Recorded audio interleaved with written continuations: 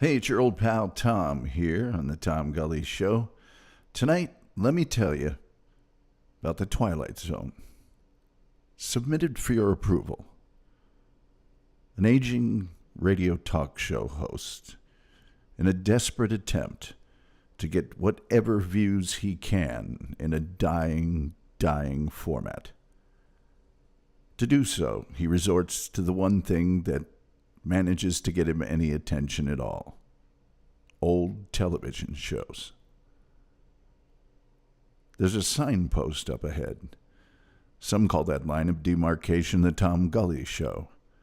Others call it the Twilight Zone. He falls back on the tired habit of a cold open, designed solely to let whatever few straggling viewers file in to the tired doldrums of his YouTube chat room, in a plaintive attempt to get audio podcast listeners to listen to the program while he plays music created by a man in a country thousands of miles away. As they file in, he hopes that the music, designed simply to flatter him by containing the name of himself and his television show on YouTube, to play and hopefully beguile them to stay for at least a few minutes and part with small amounts of money known as super chats. It's the place where light and shadow meet reality and imagination. Yes, it's today's episode of the Tom Gulley Show. Let me tell you about the Twilight Zone.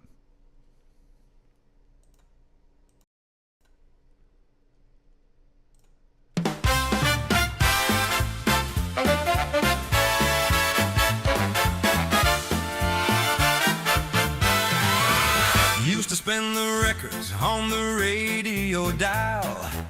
Now I'm on the screen with my YouTube style. Keeping it real, baby, that's alright. We're swinging through the topics every single night. That's what we're talking about. That's what we're talking about. Nothing special, nothing grand, but that's the show you understand. From the mic to the camera, hear me shout. That's what we're talking about. Yeah, that's what we're talking about. Got opinions, got stories, got a thing or two to say. Pour a drink, settle in, we're doing it our way. From the headlines to the punchlines, we cover all the ground. Tom Gulley is in the house, and we're laying it down. That's what we're talking about. That's what we're talking about. Nothing special, nothing grand, but that's the show you understand. From the mic to the camera, hear me shout. That's what we're talking about. Yeah, that's what we're talking about.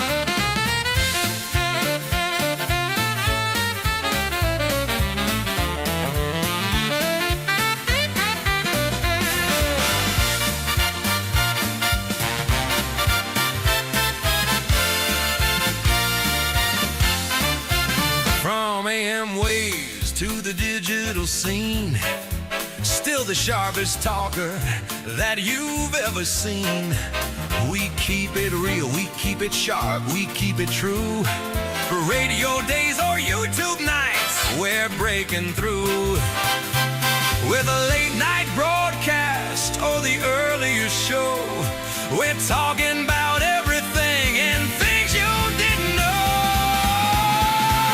That's what we're talking about. That's what we're talking about. Nothing special, nothing grand, but that's the show you understand. From the night to the camera, hear me shout. That's what we're talking about. Yeah, that's what we're talking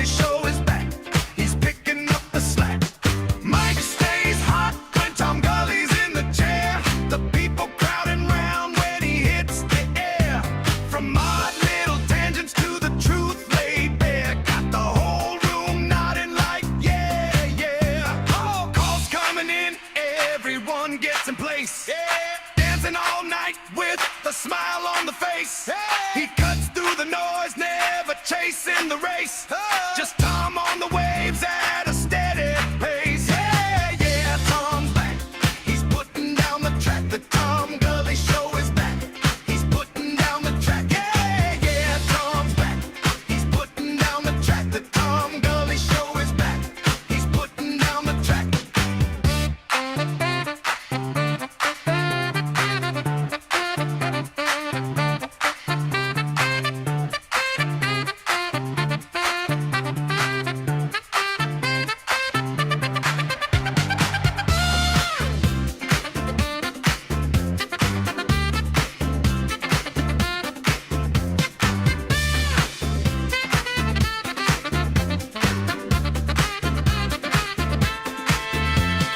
Headphones on, the lights begin to glow.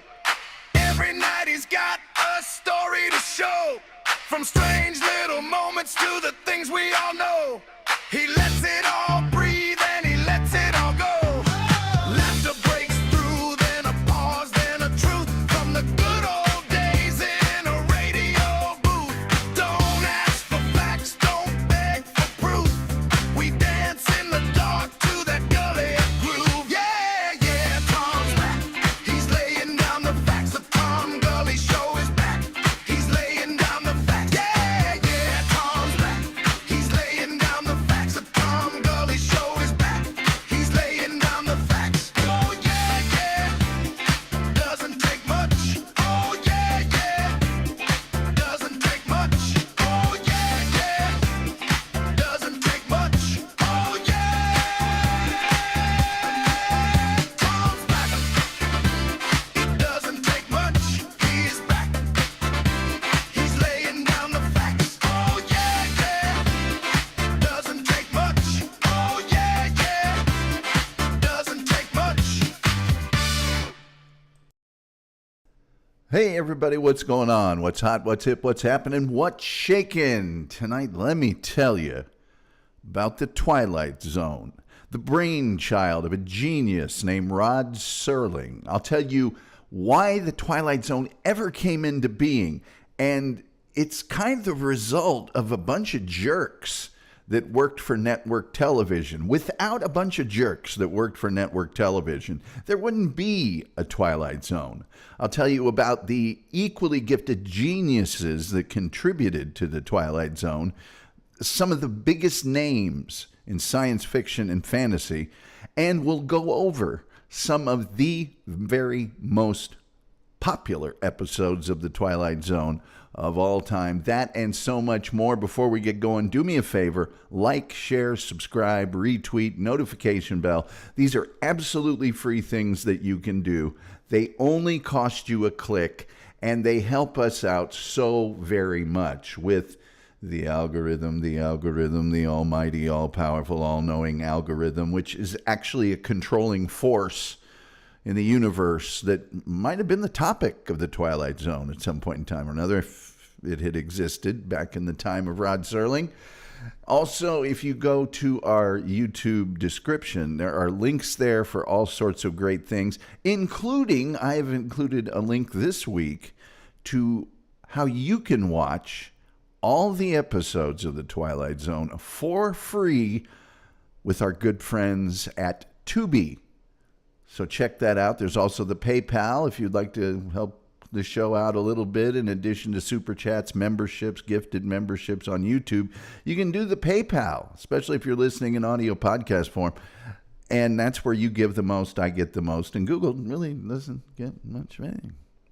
Not that I object to them getting anything. I'm just saying, you know. Also, if you go to the TomGulleyShow.com, there's curated podcasts there, a lot of articles, other things, and our merchandise store where you can get anything you want with our logo on it. Mouse pad, coffee mug, 20-ounce coffee mug. That's like a trash can with a handle on it if you really need the coffee. You know what I'm saying?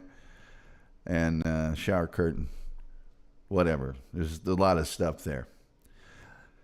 In our chat room currently, the chef is here. He is on the couch. A Rich Giraffe is here. He's a fan of the Twilight Zone, and he is enjoying the cold open music. Lets people file into our YouTube chat room. Hopefully we'll have some more people showing up here. But it is Sunday. So, we'll see. We shall see. The Twilight Zone, which for the last 2 seasons was marketed as just Twilight Zone for reasons I really couldn't tell you. American fantasy, science fiction, horror, anthology television series created and presented by the one and only Rod Serling. His distinctive opening, his very unique voice.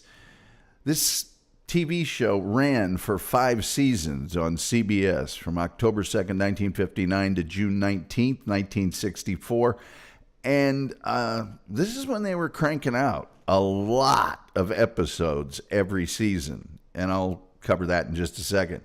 Each of the episodes would present a standalone story, completely different than any of the other stories in the series. And usually the characters would find themselves dealing with a disturbing or an unusual event, an experience described as entering the Twilight Zone. And oftentimes the show ended with a surprise ending or a moral. And of course, the phrase Twilight Zone has entered our vernacular, and it's used to describe surreal experiences. You know, somebody that you work with says something weird in a meeting, and you say, well, that's kind of Twilight Zone. The series would feature both very established actors and actresses, Academy Award winners, big TV and movie stars, but it also gave younger actors their start. And I'm talking about younger actors who would later become extremely well known, and I'll tell you about those in just a second. Rod Serling controlled everything about this show, and there's a good reason he did that, which I'll get to in a second. But he was the executive producer. He was the head writer. He wrote or co-wrote 92 of the show's 156 episodes. And he wasn't just a guy that said, oh, I'm in charge of the show, I'll just write all these episodes. No. Before the Twilight Zone ever happened, Rod Serling was a legend in television writing. He was the show's host and narrator. And by the way, being the host and narrator, we watch these shows now and we think no one else could do it. He's perfect for it. Well, the network didn't always think that. I'll tell you about that in a minute. And he would deliver a monologue at the beginning and the end of each episode, and typically appeared on screen to directly address the audience when he did this. His opening and closing narrations usually summarize the episode's events and encapsulate why and how the main characters had entered the Twilight Zone. By the late 1950s, as I mentioned, Rod Serling was a prominent name in American television. He had some spectacularly successful television productions, plays, one episode type setups. And you can see some of these on YouTube if you'd like, and they're incredible. He's just a great writer. He did a teleplay called Patterns for Kraft Television Theater, and another one that became not only a stage play, but later a very successful movie called Requiem for a Heavyweight. And he did that for Playhouse 90. Now, those two shows were what television did back in the late 50s and early 60s. They would have highly acclaimed dramatic presentations just on a show that was an anthology. It wasn't a show about a guy and he was on a police force and he solved murders and you saw him every week. No, it would just be a one-off. You'd see this thing and then you'd never see it again. Unfortunately, television was highly controlled back then by not only the network, but by the sponsors. It kind of is today in broadcast television. Not so much in the world of Netflix and Amazon Prime and HBO and those things. But he was frustrated, was Rod Serling, by the constant changes and edits made by the network and the sponsors. In Requiem for a Heavyweight, for example, there was a line, got a match? And it had to be cut. Not for any dramatic reasons to improve the quality of the show, but because the sponsor of the show sold lighters. And other programs had similar removing or changing of the script that might remind viewers of competitors of the sponsor, including one case in which the sponsor, the Ford Motor Company, actually had the Chrysler Building removed from a picture of the New York City skyline. Rod Serling didn't like things like that at all. And according to his comments in his 1957 anthology, Patterns, Serling had been trying to delve into material that was more controversial than his works of the early 50s. And this led to him writing something called Noon on Doomsday for the United States Steel Hour in 1956, a commentary by Rod Serling on the defensiveness and the total lack of repentance that he saw in Mississippi, in the town where the unaliving of Emmett Till, a young boy of color, took place. His original script closely paralleled the Till case, but then the sponsor moved it out of the South, and they changed the victim to a Jewish pawnbroker, and eventually it became just a foreigner in an unnamed town somewhere. And this is not the reason Rod Serling wrote this. He wanted to directly attack, lampoon, lambast the people in that particular setting, in that particular instance in history.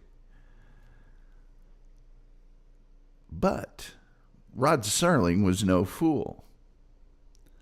He thought that a science fiction setting would give him way more freedom and less interference in expressing controversial ideas than if it was in a realistic setting. You know, he could just say, it's science fiction. It's, who knows? Well, the time element was Serling's 1957 pilot for the Twilight Zone, a time travel adventure, and it was about a man who went back to Honolulu in 1941 and unsuccessfully tried to warn everybody about the impending attack on Pearl Harbor. Now, if that doesn't sound like a Twilight Zone episode, I don't know what does. But the script was rejected, and it was put on a shelf until a guy named Burt Granite discovered and produced it as an episode of another one of these dramatic anthology shows called the Desilu Playhouse in 1958. Now, Desilu is the name of the production company owned by Desi Arnaz and Lucille Ball, who had the most popular show on television. And, I might add, both of those two were known for wanting to produce shows that were a little controversial, a little out there, that tried different things. Desilu is actually the company that originally was at least the production facility and helped produce Star Trek. Well, this particular show, The Time Element, was a smash success and therefore enabled Rod Serling to begin production on The Twilight Zone. And I might add, if it wasn't for those jerks in network television and the jerks at the sponsor, Rod Serling might have just kept doing real-life, modern-day drama. But because he was fed up with all of the censorship and changing for dumb reasons, He said, I want to do science fiction, horror, fantasy. And he'll get his point across that way. Now, I mentioned earlier, the Twilight Zone was made at a time when they produced a lot of TV shows per season. Nowadays, 22 episodes is like the norm for, let's say, Law and Order SVU. That's all they can do. And as you guys know, for shows on Netflix or HBO or Apple, they might only do 8 for a season for certain shows. The Twilight Zone's first season produced 36 episodes. Its second produced 29, but then the third, 37, 36. So they were cranking out quite a bit of content. Let's see. Got a little chat room action going here. Martin Nome Ali says, is so early. Why am I getting that funny feeling? I've been here before. Can you have an acid flashback before you take the acid in a weird time loop, grounded reality thing? Well, in the Twilight Zone, you can, Martin. He says, all my teeth feel like they belong to a different mouth. Well, that's very Kafka-esque. Frankenheimer's Seconds is the second best episode. Vertigo is the third best episode of The Twilight Zone. You're thinking of movies, Martin. I'm sorry. Leon Kennedy's here. He says, I've only seen the first episode of The Twilight Zone. I need to get back into it. Oh, yes. Oh, yes. Martin says, when I close my eyes, I see orbs, and they're communicating through sign language without hands. I'm understanding and complying. It sounds to me like you're having a heck of a day there. There's the Westinghouse Desilu Playhouse, by the way. So Rod Serling would dictate his scripts, by the way. He would dictate them first, and then he would write them. There is a fifth dimension beyond that which is known to man. It's a dimension as vast as space and timeless as infinity. It is the middle ground between light and shadow, between science and superstition, and it lies between the pit of man's fears and the summit of his knowledge. This is the dimension of imagination. It's an area which we call the Twilight Zone. So the Twilight Zone premiered on October 2nd, 1959, and it was a critic's favorite from the jump. Rave reviews. Terry Turner of the Chicago Daily News said, Twilight Zone is about the only show on the air that I actually look forward to seeing. It's the one series that I will let interfere with other plans. Daily Variety ranked it the best that has ever been accomplished in half-hour film television. And the New York Herald Tribune found the show to be certainly the best and most original anthology series of the year. Now, while the show proved to be very popular with television critics, it struggled to find a receptive audience. It took a little time. CBS was banking on a rating of at least 21 or 22, but its initial numbers were much, much worse.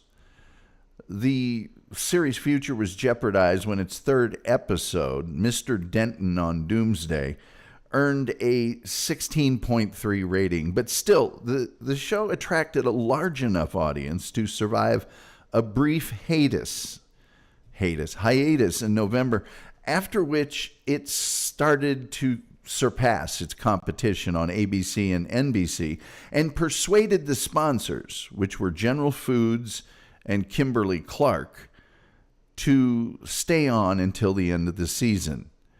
However, by the end of this first season, both the show and Rod Serling seemed doomed by some. Both of the sponsors appeared ready to pull out. Even if the show continued, CBS was plotting to replace Rod Serling with a more prestigious host and narrator. They even offered the job to the legendary Orson Welles. I know, it's sacrilege to us today that have fallen in love with the Twilight Zone. Who else but Rod Serling could do it? But in the end, everything was worked out. Only Kimberly-Clark dropped their sponsorship, and Colgate-Palmolive stepped in as the replacement sponsor. Orson Welles turned down the offer to do the show. And while this was all taking place, Rod Serling went to New York, hoping to at least preserve the right to do the closing narration, because at the time, that's all they did was the close. To his surprise, the network did a complete reversal. Instead of dropping him, it expanded his role as the host, having him also do an opening introduction.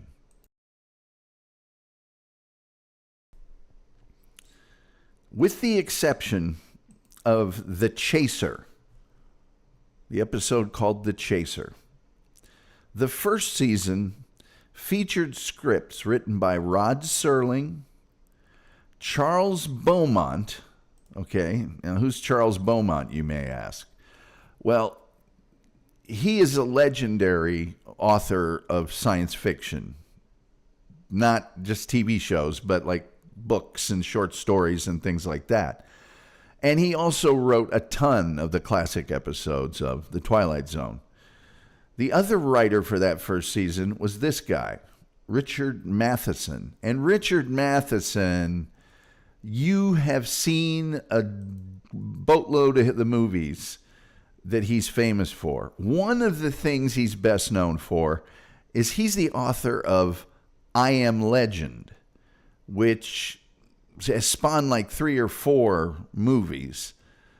The one with Will Smith, where he's the last man on Earth. Oh, the Omega Man with Charlton Heston. And The Last Man on Earth with Vincent Price. He's the one that wrote The Nightmare at 20,000 Feet with the gremlin on the wing of the plane.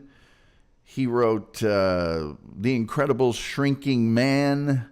Yes, he's written a ton of things that you probably have seen.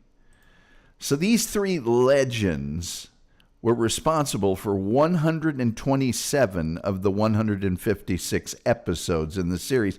And when you've got writing that good, so much better than anything else, it's pretty amazing. With the exception of A World of His Own, that episode, Serling never appeared on camera during any first season episode, like he would in the future seasons where you would actually see him at the beginning and the end. He was only a voiceover narrator. He did appear on screen in Twilight Zone promotional commercials that advertised the following week's episode, but not the episodes themselves. And these promo episodes, promo spots, these promo commercials were unseen for several decades after their initial airings. And while many have been released in the DVD and Blu-ray releases of The Twilight Zone, a few of them are lost completely and only survive as audio tracks. Many of the first season's episodes proved to be among the series' most celebrated. Who can forget Time Enough at Last with Burgess Meredith, living in a post-apocalyptic world, only loving one thing, just to read his books. And his glasses break. And now he can't. It's the very, very Twilight Zone. Another great episode called The Monsters Are Due on Maple Street, where the town's electricity is being messed with, and the people in the town become suspicious of each other and begin rioting and being violent towards each other, and it turns out that aliens are actually controlling all of this. Another episode called After Hours, starring Anne Francis, where she either becomes or has been a mannequin throughout the entire episode. The first season won Rod Serling an unprecedented 4th Emmy Award for dramatic writing, a Producers Guild Award for Serling's creative partner Buck Houghton, a Directors Guild Award for John Brom, and a Hugo Award for Best Dramatic Presentation. Now, we'll talk about the music in a second. I see we've got some comments here. Leon Kennedy says in the UK, television seasons are usually quite short. Yes, and in the UK, they call a season a series. And in the UK, a season or a series doesn't necessarily follow one after the other every single year. It might go away for 2 years or 3 years and then come back. Leon Kennedy says, the Gulley Zone. Guido Samurai is here. Good to see him. The chef is here. Martin apparently is continuing to have his hallucinogenic experience. Pod people. Kubrick's Fear and Desire would fill right in. Yeah, maybe. The chef says he's enjoying his day off. Well, you do that. You deserve it. Guido Samurai says The Hitchhiker spawned its own book, I believe. The music for the Twilight Zone, right? That music was created by the same guy that did the music for a million other things that you remember. The music from Psycho, the movie. Yeah, I think he did the music for Spartacus. He did just a million things. His name's Bernard Herrmann. And his original opening theme music lasted throughout the first season. For the final 5 episodes of the season, the show's original surrealist pit and summit opening montage and narration was replaced by a piece featuring an eye that closed, revealing a setting sun, and a shorter narration, and a shorter version of the song, too. Some of the first season episodes were available for decades, only in a version with a pasted-on second season opening. So when they released the first episodes from the first season, they just took the second season opening and put it on the front of it and said that's good enough. Well, these re-themed episodes were prepared for airing in the summer of 1961 as a summer repeat, and so they wanted to have a consistent opening for the show every week. During the original season, first season, Bernard Herrmann's theme was used in every first season episode. And in Blu-ray and DVD, they've been restored to do it that way. Although on 2 of the episodes, they didn't. Nobody knows why. But you're traveling through another dimension. A dimension not only of sight and sound, but of mind. A journey into a wondrous land whose boundaries are that of imagination. That's the signpost up ahead. Your next stop? The Twilight Zone. The second season premiered on September 30th, 1960, with the episode King 9 Will Not Return. Basically, Serling's refashioning of the pilot episode. And it also had that brand new revamped second season, new opening, and it had Rod Serling stepping in front of the camera to present his opening narration, which they didn't have in the first season, and that was new. A new sponsor, Colgate-Palmolive, replaced Kimberly-Clark, like I mentioned, and Liggett & Myers would eventually succeed General Foods. Liggett & Myers was a tobacco company. A new network executive, sadly, named James Aubrey, took over CBS. Jim Aubrey was a very, very difficult problem for the show, said associate producer Del Reisman. He was particularly tough on the Twilight Zone because for its time, it was a particularly costly half-hour show. Jim Aubrey was real tough on the show's budget, even when it was a small number of dollars. In a push to keep the show's expenses down, Aubrey ordered that 7 fewer episodes be produced than last season, and that 6 of those being produced would be shot on videotape rather than film, which Rod Serling despised, calling it neither fish nor fowl. 2 additional episodes filmed in the second season were held over for the third season, but season 2 saw the production of many of the series' most acclaimed episodes, including Eye of the Beholder, where, yes, Ellie Mae from the Beverly Hillbillies, Donna Douglas, is being assigned plastic surgery. And you don't find out until the very end that the people that are taking care of her are, by our standards, incredibly ugly. And she's extremely upset when she sees she doesn't look like these pig-faced people. And she's going to be sent to a place where everything will be okay. And the person who meets there to send her to the place is human, like her. And everything's going to be fine. Another great episode from season 2 was, yes, starring Mr. William Shatner, called The Nick of Time. And it featured the little mystic seer vending machine that would predict the future. Such a great episode. This next episode is, I think, an amazing achievement in television because I think there's only one spoken word in the entire thing. It features someone we covered a few weeks ago, Agnes Moorehead, and she plays a very remote sort of mountain country woman who lives in a barren cabin all by herself. And in the aliens land, of all places, at her cabin. And it looks like a toy.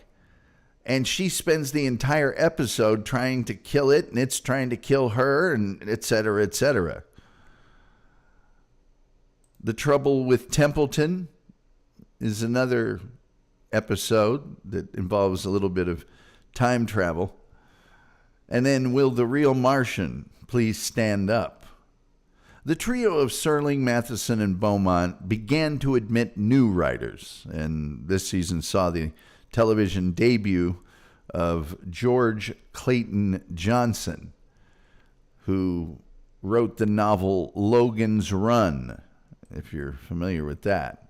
So, Emmys were won by Rod Serling, an unprecedented, again, 5th Emmy for dramatic writing, and by director of photography, George T. Clemens. And for the second year in a row, the series won the Hugo Award for Best Dramatic Presentation. The Hugo Award's an annual literary award for best science fiction or fantasy work.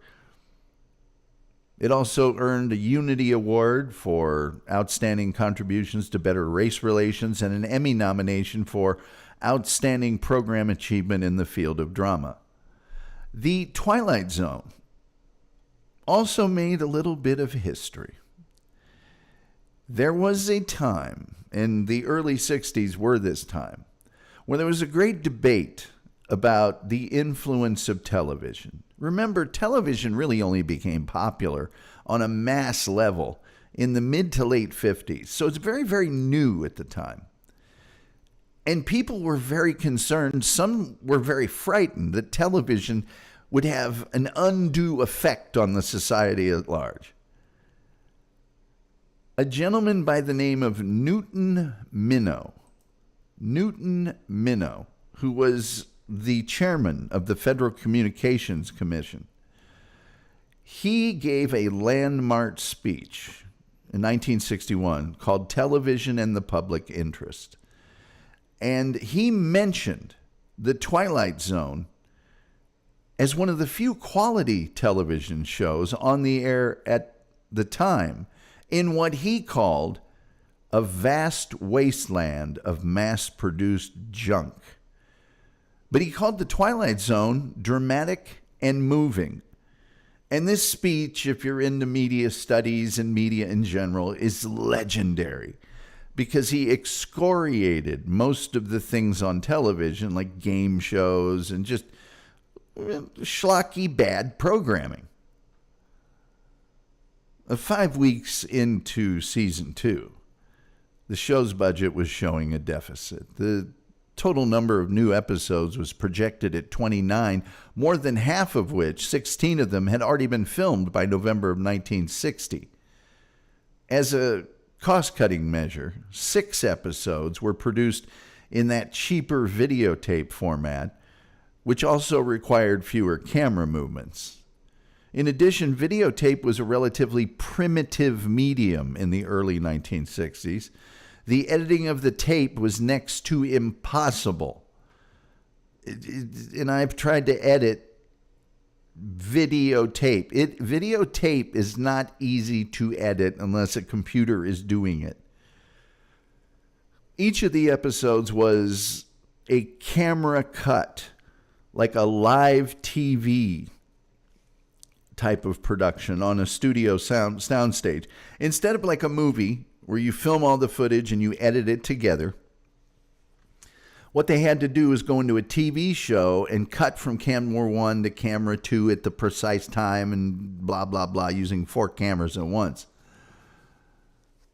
That made location shooting extremely difficult and very severely limited the potential scope of the storylines. They had to do everything in a studio. Even with those artificial sacrifices, the eventual savings amounted to only $6,000 an episode, which even back then wasn't very much. It's like they went through all of this quality sacrificing nonsense, and they only saved $6,000. Way less than the cost of a single episode. They didn't try doing this again. Kinescope versions of videotaped episodes were rerun in syndication. And of course, a kinescope is where you take a camera, you aim it at a TV's video screen, and you film what's on the video screen. I know. But that's how you got recordings of TV shows back then, a lot of the time. You're traveling through another dimension. A dimension not only of sight and sound, but of mind, a journey into a wondrous land whose boundaries are that of your imagination. Your next stop, the Twilight Zone. In his 3rd year as executive producer, host, narrator, and the primary writer for the Twilight Zone, Rod Serling was beginning to feel exhausted. I've never felt quite so drained of ideas as I do at this moment, he told Variety. In the first 2 seasons, he contributed 48 scripts, 73% of the show's total output. But this particular season, he only contributed 56%, so only more than half. The show now seems to be feeling off itself, said a Variety reviewer of the season's episode 2. Sponsors for this season included Chesterfield cigarettes, Bufferin aspirin tablets, and Pepsi-Cola. Come alive. Anyway, despite his weariness, Serling again managed to produce several teleplays that are widely regarded as classics, including It's a Good Life. And this even made it into the Twilight Zone, the movie, which was directed by John Landis and some other directors. But this was the one where the little kid had all this supernatural power and would remove people's faces and do all sorts of crazy things to them if they didn't go along with what he wanted. Yeah, that episode. Hopefully some of you remember it. Also, this episode, which a lot of people think is the best, To Serve Man. Yes, to serve man. An alien race comes to Earth offering help. And the humans are like, I don't know about you guys. But the aliens' technology solves a lot of the Earth's problems. And people begin to say, I'd like to go to your planet. And the aliens say, well, we'd love to have you. It's only when a cryptologist decodes a book written in the alien's native language that they find out that book, which was translated as the title To Serve Man, is a cookbook, and they are cooking and eating the humans. Read. Scripts by Montgomery Pittman and a gentleman by the name of Earl Hamner. Earl Hamner is famous for being the writer and the creator of The Waltons. Well, those supplemented the other writers' output. The famous episode, I Sing the Body Electric, was written by Ray Bradbury. And for those of you who don't know or didn't have to read it in 8th grade, Ray Bradbury is one of the top 2 or 3 science fiction authors of all time. He wrote Fahrenheit 451.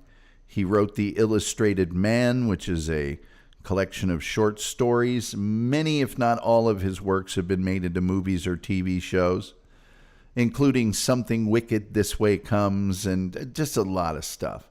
And of course, I Sing the Body Electric is about a widower whose children are being taken care of by the grandmother, who ends up being a robot, a very lifelike robot. The Twilight Zone received 2 Emmy nominations for cinematography and art design, but it didn't get either one. It again got the Hugo Award for Best Dramatic Presentation, making it the only 3-time recipient of the Hugo Award until it was tied by Doctor Who in 2008. In the spring of, by the way, here's Ray Bradbury. In the spring of 1962, The Twilight Zone was late in finding a sponsor for its 4th season and was replaced on CBS's fall schedule with a new hour-long situation comedy called Fair Exchange, which was crap. In the confusion that followed this apparent cancellation, which was bad, it was confusing for people, producer Buck Houghton left the series for a position at 4-Star Productions. Serling, meanwhile, accepted a teaching post at Antioch College, his alma mater. Though the series was eventually renewed, Serling's contribution as executive producer decreased in its final seasons. Let's see what you chatters are chatting about here. We are an interactive show. Yeah, let's see. Oh, my sister, Kelly is here. My sister. Yeah, my sister. It's my sister. Senior lecturer. Anyway, gross tape versus film. 80 frames per second is so nasty looking. I don't know which one you're talking about. Film is 24 frames a second. Video, traditional video, not current streaming video, which high quality is 60 on YouTube. Traditional video is 30 frames a second. The chef says, I didn't know that was her. Oh, yeah. I bet they thought it was the dark occult stuff at the time. Guido Samurai says, a vast wasteland of mass-produced junk is an amazingly accurate description of Hollywood. It really is. Crappy at Life is happy to be here. Good to see him. Guido says, old way of cutting frames to 24 kinescope was good for. You could run it at 24 frames per second, I imagine, even if it's filmed at 80, so it looks cinematic. Well, not only that, it was a lot easier to do it that way than to tape make a copy of the show. And sometimes when you were doing live television, you didn't even videotape it. It was that early in the development of videotape. They would just turn on a monitor and film the monitor just to have a copy of it to maybe send to the West Coast or do reruns with or whatever else they wanted to do. Hey, by the way, do me a favor right now. Like, share, subscribe, retweet, notification bell. These are absolutely free things you can do that help us with the algorithm, the almighty, all-powerful, all-knowing algorithm. There's an episode of it's an unreleased episode of The Twilight Zone. It's called The Talk Show Host's Algorithm, wherein an aging talk show host is tortured by 2 weeks ago. We were going gangbusters, and since then, we've been stinking up the joint. I mean, we stink on ice. Anyway, like, share, subscribe. Hey, but we do have the super chats and we do have the memberships, by the way, if you're feeling philanthropic. And the gifted memberships if you want to be cool like Fonzie. Rich Giraffe says, classic, my sister, my sister, my sister. I remember that part of the movie. Nancy Cartwright, voice of Bart Simpson, was in that segment. Nancy Cartwright may be in the Twilight Zone episode from the 60s. Let me see if we can see her there. I think Nancy Cartwright might actually be in the 60s episode, too. I can't remember.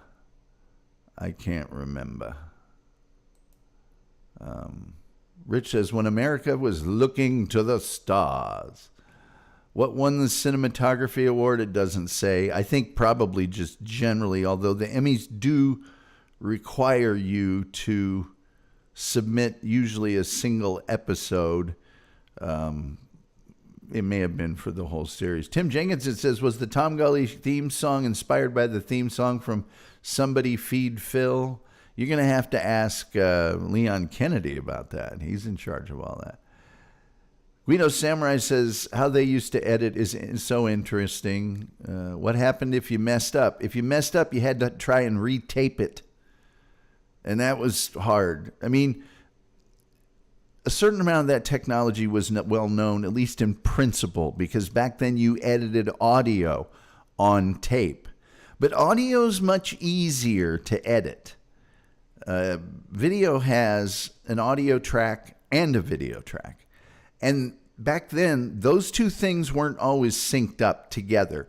They didn't necessarily have the video head and the audio head in line. In other words, at the same space. So some of the things that recorded had audio ahead of video or vice versa. And cutting the tape was very, very thick. And I don't mean the thickness of the tape. I mean, it was 2 or 3 inches rather than a 1/4 inch like audio tape. So the actual making of the cut was difficult. It was a pain. The Guido Samurai says, thanks for the great show. Thank you for the $4.99, Guido. You are a gentleman and a scholar. You are. I've always said that. And you're the purveyor of the Bridgeport Triangle, which is something that could have been on the Twilight Zone. You unlock this door with a key of imagination. Beyond it is another dimension, a dimension of sound, a dimension of sight, a dimension of mind. You're moving into a land of both shadow and substance, of things and ideas. You've just crossed over into the Twilight Zone. In November of 1962, CBS contracted the Twilight Zone, now going just as Twilight Zone, as a mid-season January replacement for that dumb situation comedy, Fair Exchange. The very first show that replaced it, earlier. In order to fill the Fair Exchange time slot, each episode had to be expanded to an hour. An idea that didn't sit well with Rod Serling or the production crew. Ours is the perfect half-hour show. If we went to an hour, we'd have to freshen our stories, fleshing them out, soap opera style. Viewers could watch 15 minutes without knowing whether they were in a Twilight Zone or Desilu Playhouse, Serling responded. And that makes a lot of sense. Those tight half-hour episodes, there's always something happening. Always something happening. You stretch it out to an hour, and you've got to have different plot devices. You're not getting to the point as quickly. The points that you do make are not as impactful, etc., etc., etc.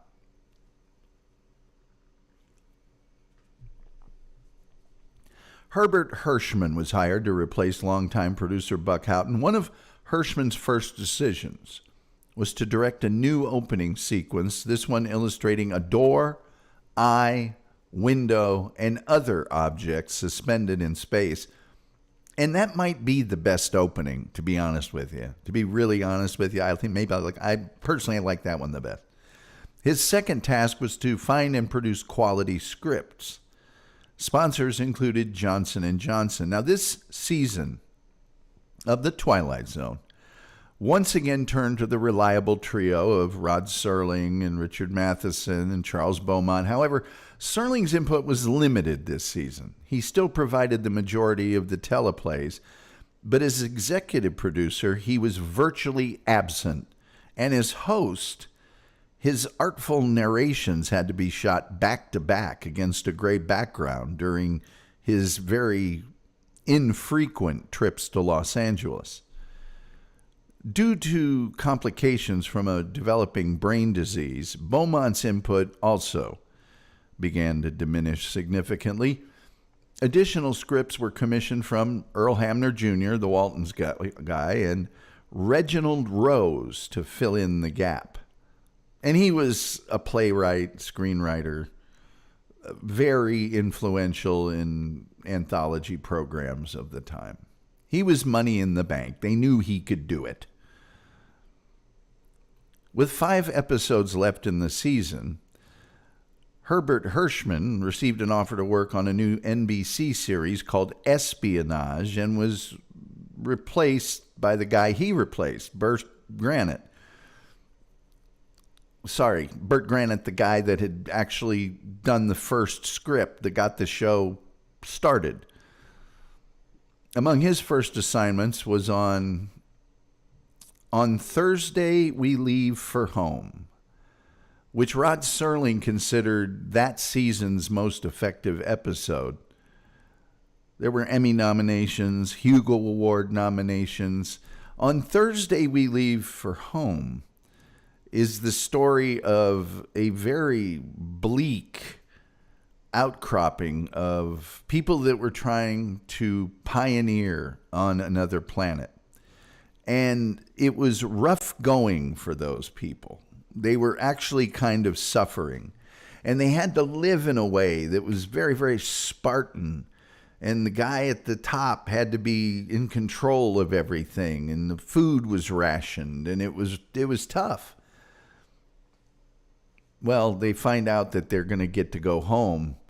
And the guy that's in charge, well, he doesn't want to go home. He's in charge. And it's a good episode. Regarding season 5, Serling later claimed, "I was writing so much, I felt I'd begun to lose my perspective on what was good and what was bad." By the end of his final season, he'd contributed 92 scripts in 5 years. This season, the alternate sponsors were American Tobacco and Procter & Gamble, and the show went back to the better half-an-hour format. Beaumont was now out of the picture almost entirely, contributing scripts through a couple of ghostwriters. And after producing only 13 episodes, Burt Granit left and was replaced by William Frug. Yes, who Serling had worked with on Playhouse 90. He also produced other things: Gilligan's Island, Bewitched. He was a writer for The Dick Powell Show, Charlie's Angels, and a ton of other stuff. So he was a heavyweight. And even so, he made a number of unpopular decisions.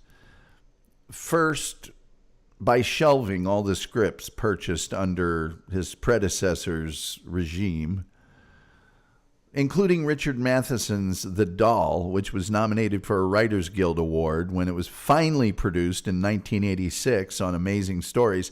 Secondly, he alienated George Clayton Johnson, one of the writers, when he hired Richard DeRoy to completely rewrite one of his scripts. Even under these conditions, several episodes were produced that are very, very well remembered. I think maybe one of the best remembered episodes of The Twilight Zone is Nightmare at 20,000 Feet, which they also reproduced for the Twilight Zone movie. William Shatner seeing the gremlin out there. No one else can see it but him.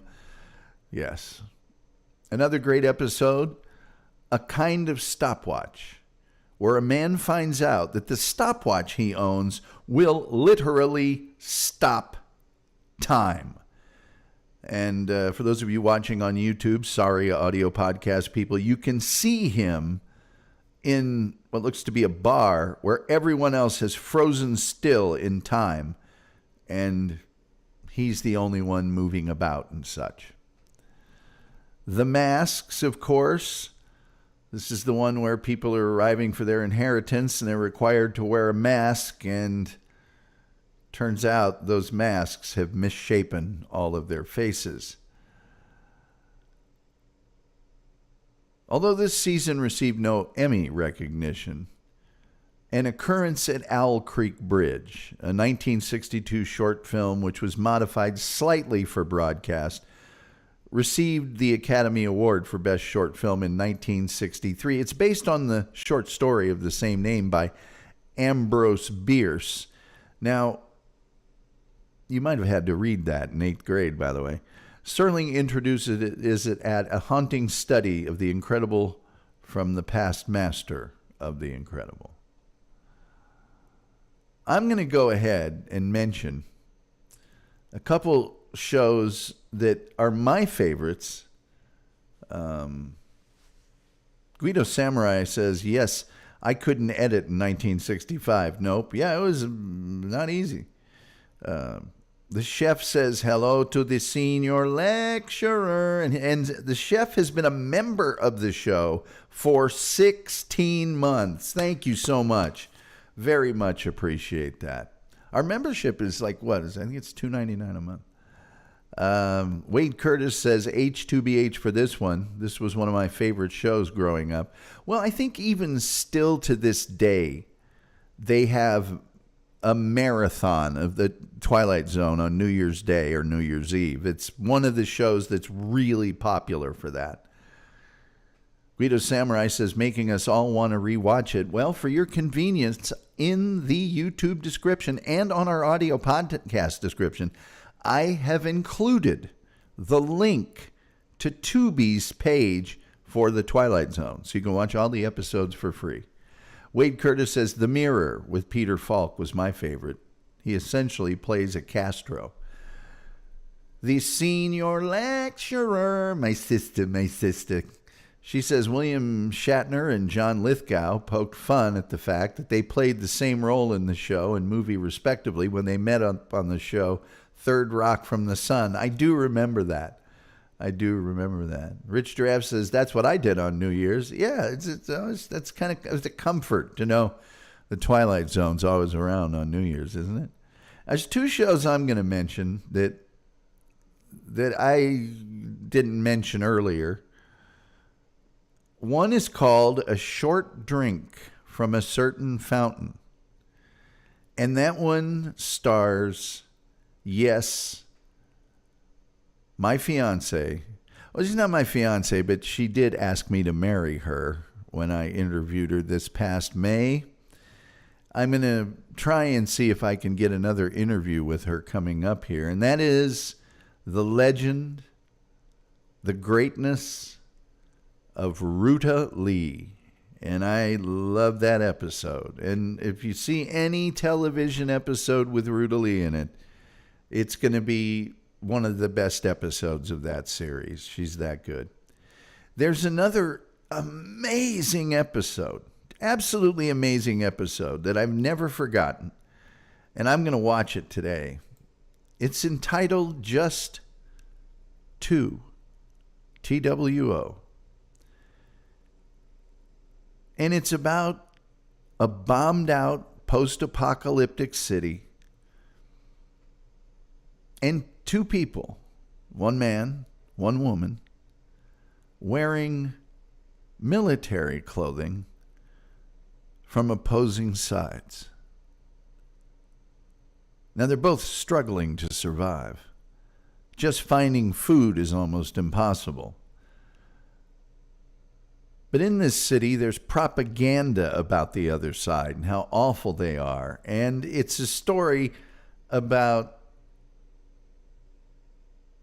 how all of that goes away and they just become two people at the end of the world, and they strike off to perhaps start another civilization. Who knows? The thing that makes this episode so great, it stars Charles Bronson and Elizabeth Montgomery, and they do a tremendous job of acting. There's not that much talking. Bronson speaks English. Elizabeth Montgomery speaks Russian, and not that much. If you get a chance, see that episode. In late January of 1964, CBS announced the show's cancellation. William Frug explained, for one reason or another, Jim Aubrey, remember Jim Aubrey, that jerk, decided he was sick of the show. He claimed it was far over budget and the ratings weren't good enough. But Serling countered by telling the Daily Variety that he had decided to cancel the network. ABC showed interest in bringing Serling over to their network from CBS to write a more explicitly horror-themed series called Witches, Warlocks, and Werewolves, but Serling was not impressed. The network executives seemed to prefer weekly ghouls, and we have what appears to be a considerable difference in opinion. I don't mind my show being supernatural, but I don't want to be booked into a graveyard every week.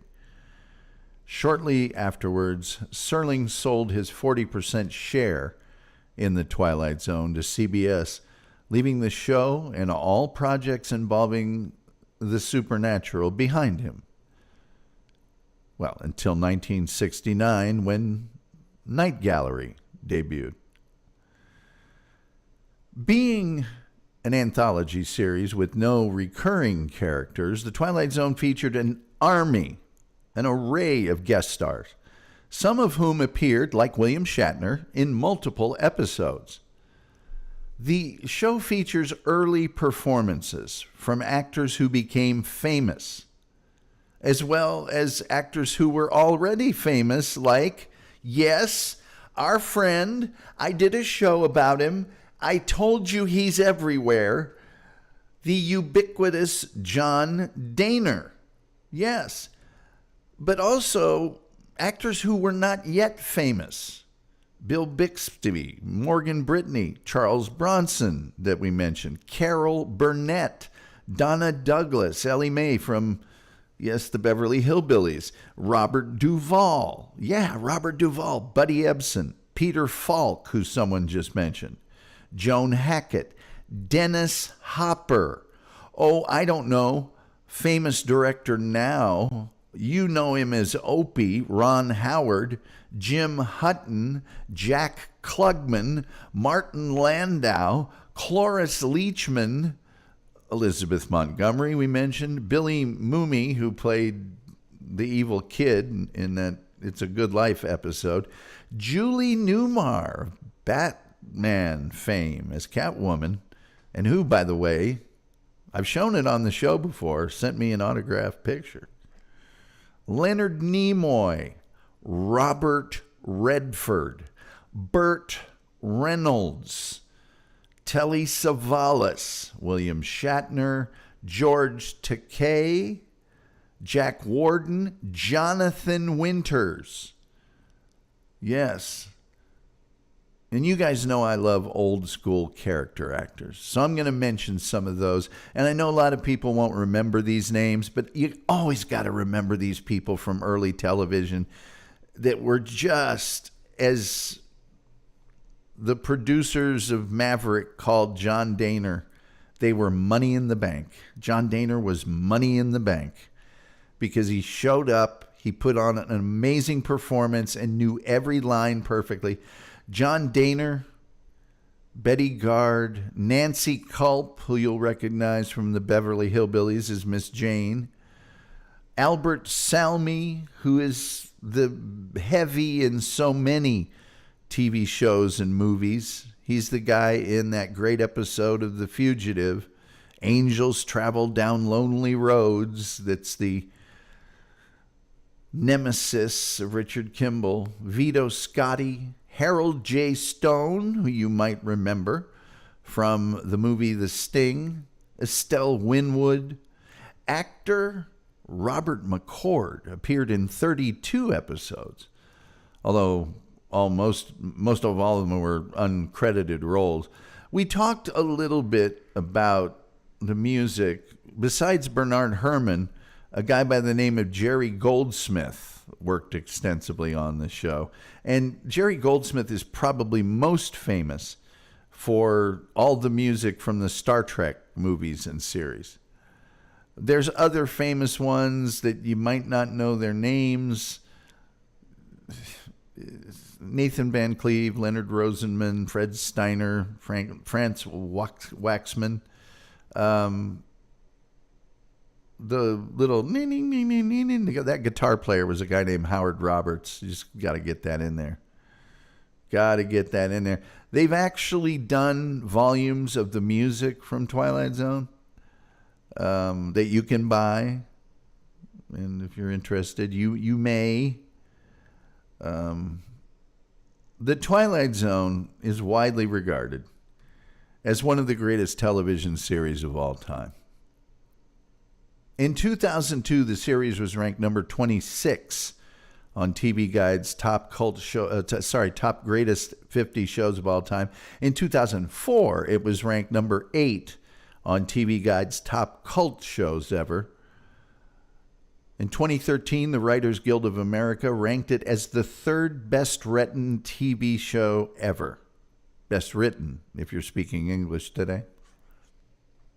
And they ranked it as the fourth greatest drama of all time, the second greatest sci-fi show, and the fifth greatest show of any kind of all time.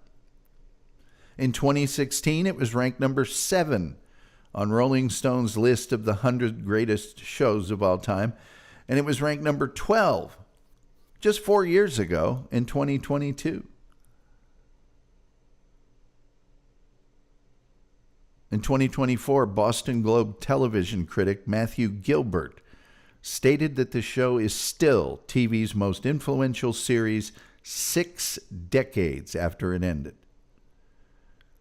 As for the individual episodes, in 1997, To Serve Man, where they're sending people off to be, and It's a Good Life with the evil kid that removes people's faces. I got to tell you, that removing people's faces thing is just a flat piece of skin. Creeps me out. Well, those were ranked at number 11 and number 31 on TV Guide's 100 greatest episodes of all time. Now, what did Rod Serling think? Which ones were his favorites? Well, he thought the episode with Agnes Moorehead as that mountain woman in that barren cabin who's beset with what looks like might be a kid's toy but is actual aliens. The episode known as The Invaders. He thought that was the biggie, along with another one, and this next one, it is. I remember the first time I saw it. I just remember how good it was. You know, I just remember thinking, oh my God, this is such a great TV episode. And that is Time Enough at Last. Time Enough at Last. And I have it here, and I'm not, come on, you idiot. Oh, there we go. Time Enough at Last. Burgess Meredith. So awesome. As I mentioned, they've got music now. They did issue a record in 1961. Most episodes continue to be broadcast in syndication. After the cancellation of the series and Serling sold his rights, he did that because he was unaware of what the future would hold in syndication and the untold fortune that he would have received in royalties. They're broadcast nationally on the Sci-Fi channel. They're regularly shown every year on New Year's Eve and the 4th of July. They're on MeTV Sundays at 12:30 a.m. and Monday through Friday at 11 p.m.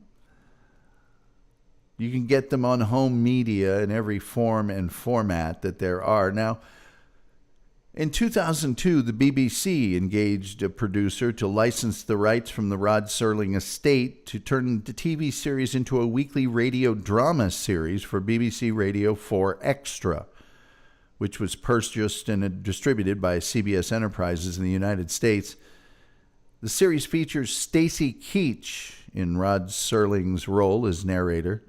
Each 40-minute audio drama includes a Hollywood celebrity in the starring role, and they include Jim Caviezel, that's how you pronounce his name, Blair Underwood, Jason Alexander, Jane Seymour, Lou Diamond Phillips, Luke Perry, Michael York, Sean Astin, and Ernie Hudson. And those air nationally on hundreds of radio stations and on Sirius XM, and you can download them as well. They've tried to revive this TV series 3 times, and I'm only going to mention them. I'm not going to talk about them. They did it in 1985, they did it in 2002, and they did it in 2019, and I won't watch any of them. Twilight Zone was made into a movie in 1983 with the associated disaster that befell Vic Morrow and 2 young child actors when a helicopter fell on them.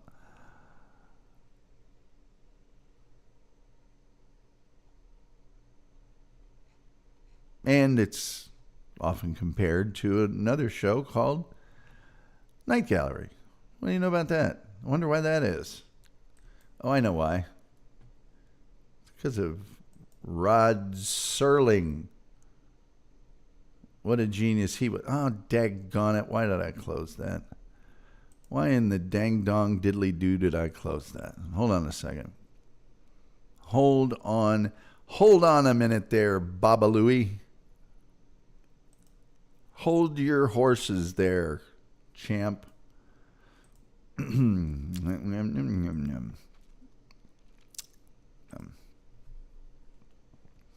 Yes, Rod Serling. Good old Rod Serling. Now, there's one thing I wanted to tell you before we close the book on the Twilight Zone. And that's Rod Serling.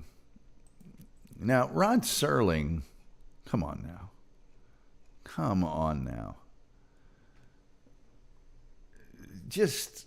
He was known as the angry young man of Hollywood, clashing with TV executive and sponsors over censorship, racism, war, you name it, he clashed with them. And was just so incredibly, the 5 Primetime Emmy Awards for Best Original Teleplay or Achievement in Drama, Television Hall of Fame, star on the Hollywood Walk of Fame, number 1 ranked in 2007 on TV Guide's 25 Greatest Sci-Fi Legends. He was the only non-fictitious person on the list. What's that tell you about our good friend Rod Serling? Well, see, Rod was known to smoke 3 to 4 packs of cigarettes a day. On May 3rd, 1975, he had a heart attack and was hospitalized. He spent 2 weeks at Tompkins County Community Hospital before being released. A second heart attack 2 weeks later forced doctors to agree that open heart surgery, although considered very risky at the time, was required.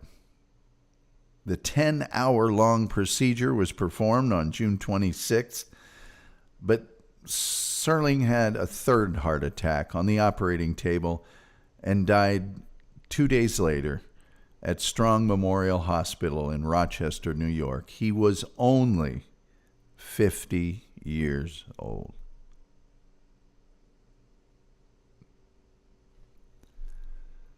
And that, ladies and gentlemen, is all I got to tell you about a little show between light and shadow called The Twilight Zone. And let's get to your chats. Let's get to a little chatting, shall we? I think we shall. By the way, I appreciate all of you being here, especially my sister, my only family member that watches this show, except for the chef, who's kind of an extended family member. Anyway, Rich Giraffe says, Burt Reynolds. Yeah, Burt Reynolds. Wade Curtis says, Kelly mentioned Third Rock from the Sun. What a great show that was. John Lithgow and the woman who played opposite of him were gold. That would have been Jane Curtin from the original Not Ready for Primetime Players on Saturday Night Live. Wade Curtis says the Twilight Zone episode where the bank robbers put themselves to sleep for a century so they can wake up and be in the clear and can enjoy their money was a great one. Naturally, it backfired. A lot of Twilight Zone episodes were like that short story, The Monkey's Paw, where it seems like, yes, I did it. And they make all these sacrifices and treat people like crap and do all these things to get this gold and detain this thing, and then it backfires on them. Like the one called Lately I Think of Cliffordville, where a really, really, really rich guy fondly remembers his life growing up, and he wants to go back and do it all again with all the knowledge he currently possesses. And when he does, he's got this janitor he's telling about how he wants to go back in time, and then it gets made to be possible.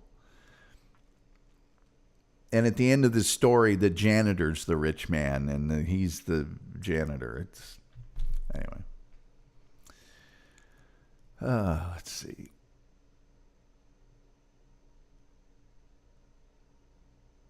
Guido Samurai says that new show, like the TZ, kind of ripped off that Cabin episode.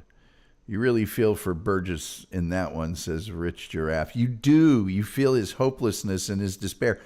But the whole time I'm also thinking, you got the whole world. You're the last person in the world. You just need to go scouring the earth for another pair of those Coke bottle glasses that you're wearing. Guido says the new Cameo format kind of sucks. I don't know what that means. Rich Giraffe says stand by. The chef says, everybody say good afternoon, Gracie. Good afternoon, Gracie. Guido Samurai says, holy smokes, 3 packs? But ciggies were good for you back then. That's because they were Chesterfield, the medicated cigarette. And I'm not making that up either. Rich Giraffe says, been watching since the 90s and still haven't seen every episode. Still see episodes I never saw. Very Twilight Zone-ish. Very Mandela Effect-ish. I occasionally will see one I haven't seen, but I think I've seen most of them. The Tubi link is right there in the YouTube description, so go there, and you can probably just tell by the thumbnails whether you've seen them before or not. Every now and then you will see one and go, oh, what do you know? Hey, we got some great things coming up on the show. Oh, boy. Here you go. Coming right at you.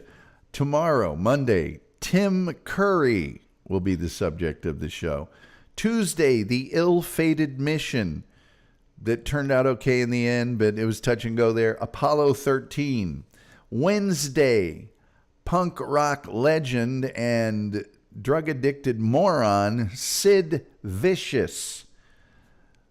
Thursday, the inexplicable disappearance in the 1950s of Hollywood actress Jean Spangler. Friday, our special guest will be none other than Leon Kennedy, and we will talk about something a bunch of you people said that you wanted to know and talk about it. It's the Philips CDI, which was an early sort of CD, DVD, ROM, internet, interact. It was a piece of technology. Next Saturday, we will discuss the rural purge when all of the country shows were taken off network television in 1971. Many of them the highest ranked shows on TV. And then Sunday of next week, we'll do another TV show. We do those on Sunday. And we will cover Book 'em, Dano. Yes. Dun, dun, dun, dun, dun, dun, dun, dun, dun, dun, dun, dun, dun, dun, dun, dun, dun, Hawaii 5-0. Yeah,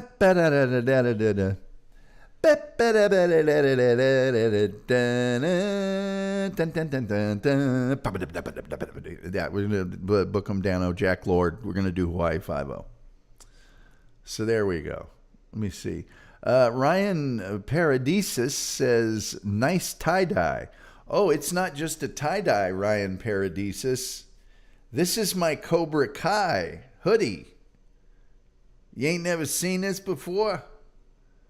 Strike first. Cobra Kai, strike hard, no mercy.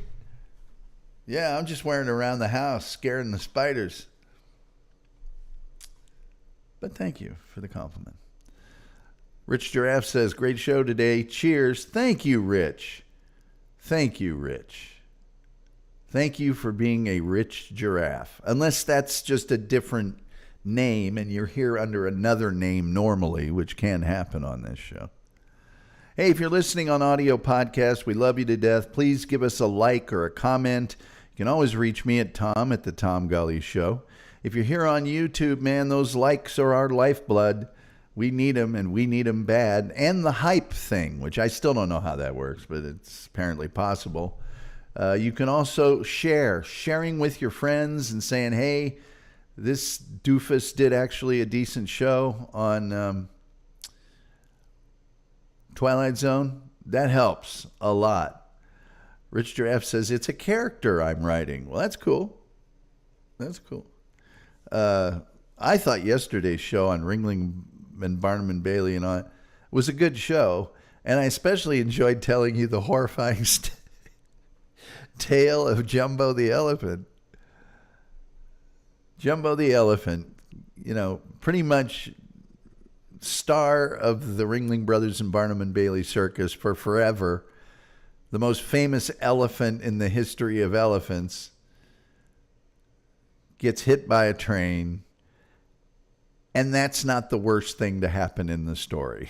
So check that out if you want to. Anyway, I'm looking at that old clock on the wall, and it says it's time for me to Amscray. Now, you don't have to go home, but you can't stay here. Thank you for being here. You guys rock. Thank my sister, and everybody else. And I think the only thing left to say is, I think I'm going to play the more toe-tappy. I'm going to play the old school song I've got logged in here. Till next time, he said. Oh, we got another chat. Hold on. I sometimes don't end the show crisply. Oh, it's just a peace sign. Oh, Guido says, awesome show. Have a great Sunday. I'm definitely telling people about the CDI episode. That one is so nerdcore. Rich Giraffe with a peace sign, and my sister says thank you. And the chef has given us a wave. And with all that being said, that's what we're talking about.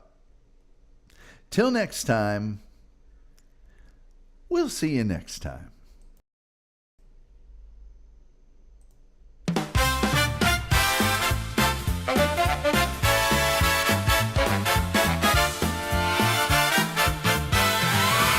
Used to spin the records on the radio dial. Now I'm on the screen with my YouTube style. Keeping it real, baby, that's alright. We're swinging through the topics every single night. That's what we're talking about. That's what we're talking about. Nothing special, nothing grand, but that's the show you understand. From the mic to the camera, hear me shout. That's what we're talking about. Yeah, that's what we're talking about. Engineers got stories, got a thing or two to say. Pour a drink, settle in, we're doing it our way. From the headlines to the punchlines, we cover all the ground. Tom Gulley is in the house, and we're laying it down. That's what we're talking about. That's what we're talking about. Nothing special, nothing grand, but that's the show you understand. From the mic to the camera, hear me shout. That's what we're talking about. Yeah, that's what we're talking about.